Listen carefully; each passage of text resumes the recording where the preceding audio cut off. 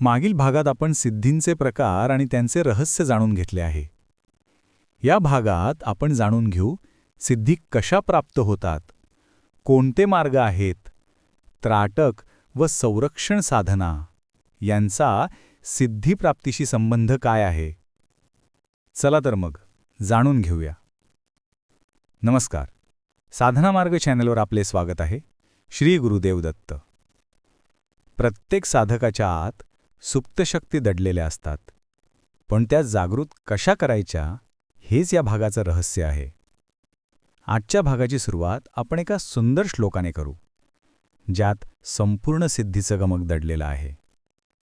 गणाधीश जो ईश सर्वागुणांचा, मुळारंभ तो निर्गुणाचा, नमो शारदा मूळ चत्वारवाचा, गमो पंथ अनंत या राघवाचा. दुर्वासे करी शस्त्र मुशका समवाहन, अंगीचे जे तत्व ते जाण सर्वसिद्धीचे कारण. म्हणजेच आपल्या अंगी जे सत्व, श्रद्धा आणि उपासनेची निष्ठा आहे तेच सर्व सिद्धीचं मूळ कारण आहे. खरेपणा हेच साधकाचा सर्वात मोठे शास्त्र आहे. सिद्धी म्हणजे मन, प्राण आणि चैतन्य यांचं पूर्ण नियंत्रण. त्यात बाहेरून येत नाहीत, त्या आपल्या आतच सुप्त असतात. जेव्हा मन स्थिर आणि एकाग्र होतं तेव्हा या शक्ती आपोआप प्रकट होतात. श्रद्धा आणि शुद्ध आचरण हा कोणत्याही सिद्धीचा पाया आहे. म्हणजे शुद्ध मन आणि निष्ठा हाच खरा मंत्र. साधनेत नियमितता महत्त्वाची. दररोज ठराविक वेळेला ध्यान, जप, प्राणायाम किंवा त्राटक करणे आवश्यक आहे. गुरुकृपा म्हणजे गुरुशिवाय खरी सिद्धी मिळणे कठीण आहे. गुरुची ऊर्जा मार्गदर्शन करून योग्य दिशा दाखवते. तुम्ही जर गुरुमंत्र घेतला असेल तर त्याचा नियमित जप करा. मागे एकदा माझा मित्र अनंत याने एक चुकीची साधना घेतली. अनंताचा परिचय असा की हा मर्चंट नेव्हीमध्ये कॅप्टन म्हणून काम करतो. 2015ला एका शिबिरात त्याची आणि माझी ओळख झाली. ओळख नंतर दोस्तीमध्ये बदलली. त्याची झाले असे की झटपट पैसे कमवण्याच्या ओघात त्याने एक चुकीची साधना उचलली. त्याला इंटरनेटवर एक फार जुने कबेलावरच एक पुस्तक सापडले. कबेला हा एक ज्यूइश मिस्टिसिझममधला प्रकार आहे. असो, त्या पुस्तकात दिल्याप्रमाणे त्यातील काही रिच्युअल्स त्याने नियमित करण्यास सुरुवात केली. त्यामुळे त्यातील काही उग्रदेवता त्याच्याकडे आकर्षित झाल्या. परिणामस्वरूप त्याला सतत काही ना काही भास होत. त्याला वाटे त्याच्यासोबत नेहमी कोणीतरी आहे. त्या देवतेने तो जिकडे साधनेला बसायचा तिकडे एक पोर्टलसुद्धा ओपन केले. पोर्टल म्हणजे स्थूल आणि सूक्ष्म जगात येण्या-जाण्याचा दरवाजा. त्या पोर्टलमुळे अनेक प्रेतात्म्यांचा त्याच्या राहत्या खोलीत वास होऊ लागला. काही दिवसातच त्याचे परिणाम अनंताला जाणवू लागले. त्याने बोटीवर जाणं बंद केलं. तो एका वेगळ्याच आभासी दुनियेत राहू लागला. जवळजवळ त्याने 2 वर्ष घरी बसून फुकट घालवली आणि त्यामुळे त्याची आर्थिक स्थिती एकदम बिकट झाली. घरच्यांचंही त्यावर प्रेशर फार वाढत होते, कारण तसे घरी हा एकटाच कमावणारा. होती नव्हती ती सगळी सेव्हिंग उडाली, सोने-नाणे घाण पडले. अगदी गलित गात्रता आली त्याला. मला त्याचे हे हाल पाहवले नाहीत. मग मी पहिल्यांदा त्याला माझ्यासोबत गणेशपुरी येथे नित्यानंद स्वामींचे दर्शन करण्यास घेऊन गेलो. तिकडे बाबांसमोर बसून त्याला एक आत्मिक शांती लाभली. मग मी त्याला भगवतीची साधना करण्यास सांगितले. त्यानंतर हळूहळू त्याच्या मागची ती उग्र ऊर्जा दूर झाली. आता तो अगदी सुव्यवस्थित आहे, छान काम करतो आणि पैसेही कमावतो. मधल्या काळात त्याने 12ला गुरुमंत्राचाही जप घेतला आणि तो पूर्ण केला. कुठलीही साधना उचलताना आधी 100 वेळा विचार करा. योग्य ते मार्गदर्शन घ्या.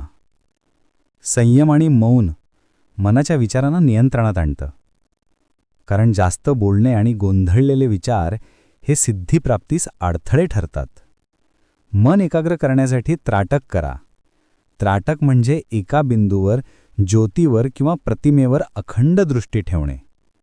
यामुळे मन स्थिर होतं, विचारांची गती मंदावते आणि अंतर्ज्ञान जागृत होतं. नियमित त्राटक केल्याने आज्ञाचक्र म्हणजे तिसरं नेत्र सक्रिय होतं. ही साधना म्हणजे सिद्धींचे द्वार. जेव्हा मन एका बिंदूवर स्थिर होतं तेव्हा त्याचे नियंत्रण संपूर्ण विश्वावर पसरतं. नंतर अनंत दररोज रात्री साधनेला बसायचा.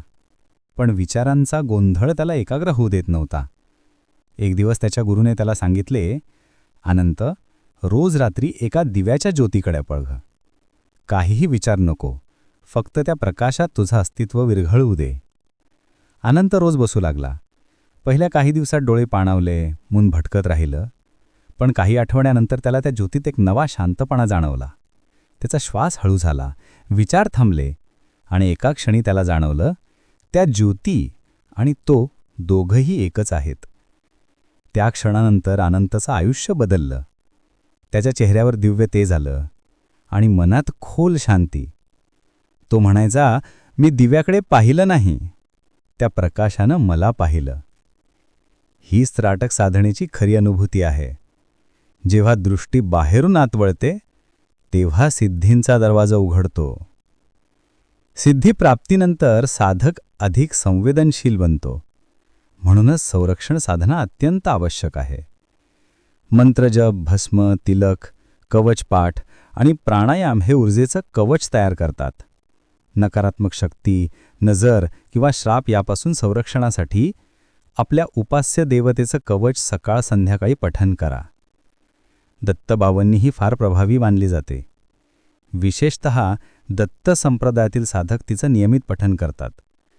जर तुम्हाला निगेटिव्ह ऊर्जेचा त्रास होत असेल तर हनुमान चालिसा किंवा मारुती स्तोत्र रोज वाचा. हनुमान चालिसेत तर स्पष्ट लिहिलंय, जो सतवार पाठ करी कोई छूटही बंदी महासुख होई. साधनेदरम्यान जर भीती आली, ती फक्त मनाची परीक्षा असते. ती ओलांडल्याशिवाय सिद्धी प्रकट होत नाही. साधकांना घाबरण्याची अजिबात गरज नाही. अगदी ठोकून साधना करा. सिद्धी मिळाल्या तरी त्यांचा प्रदर्शनासाठी वापर करू नका. अहंकार, भीती आणि लोभ हे सिद्धी गमावण्याचे 3 मोठे शत्रू आहेत. खरं सिद्धी तीच, जी साधकाला अधिक शांत, दयाळू आणि जागृत बनवते. सिद्धी हे लक्ष्य नाहीये. सिद्धी साधनेचा परिणाम आहे. त्राटक आणि संरक्षण साधना या त्या मार्गाच्या 2 पायऱ्या आहेत. नियमित साधना, शुद्ध मन आणि गुरुकृपा या त्रिकुटानेच खऱ्या सिद्धी प्राप्त होतात. सिद्धी मिळवायची असेल तर बाहेर शोधू नका, स्वतःच्या अंतरात डोकवा. तिथेच आहे तुमचं खऱ्या अर्थाने दैवत. तिथेच आहे तुमचं सामर्थ्य. श्री गुरुदेव दत्त. जय Shankar. Shri Swami Samarth.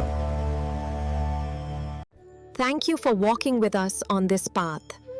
Don't forget to like, share, and subscribe.